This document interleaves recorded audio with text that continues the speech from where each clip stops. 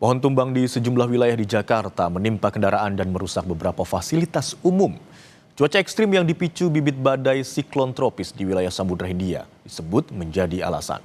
Lantas, apa yang harus dilakukan masyarakat? Berikut liputan jurnalis Kompas TV, Niputu Trisnanda dan juru kamera Bondan Wicaksono dari Jakarta Pusat.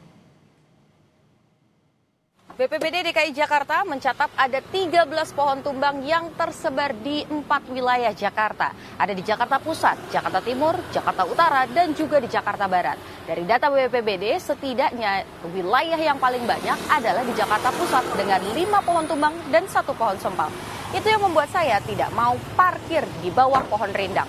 Walaupun sepoi-sepoi, tapi untuk beberapa hari ke depan, ini bukan pilihan yang tepat. Karena pada 12 Desember 2025 atau tepatnya pada hari Sabtu kemarin, ada pohon tumbang di kawasan Sunda Kelapa yang kemudian mengakibatkan beberapa kendaraan roda 4 ini tertimpa.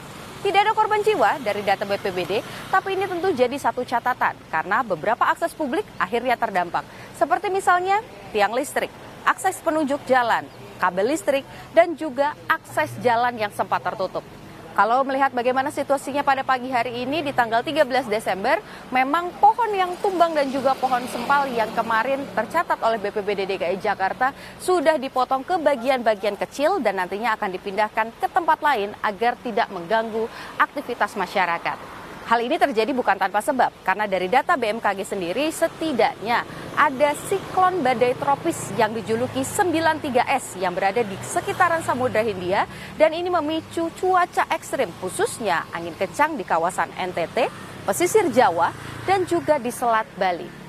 Ya memang tidak terdampak langsung pada Jakarta, tapi bukan berarti tidak ada dampaknya sama sekali. BMKG juga memperingatkan bahwa cuaca ekstrim masih akan terus terjadi di Jakarta selama beberapa hari, seperti cuaca hujan deras dengan intensitas tinggi, angin kencang, dan juga bisa memicu angin puting beliung seperti yang terjadi di beberapa wilayah di Jakarta. Hal ini menjadi catatan dan juga menjadi upaya yang harus dilakukan oleh pemerintah setempat untuk memitigasi. Bukan hanya tidak ada korban jiwa, tapi juga menghindari adanya kerugian masyarakat.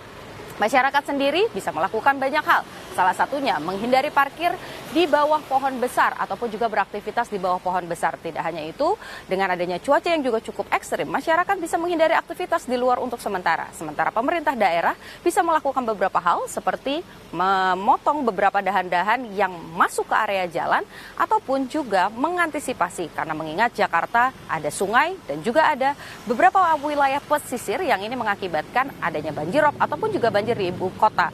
Sehingga yang kemudian harus dilakukan adalah menyiapkan beberapa pompa di beberapa wilayah.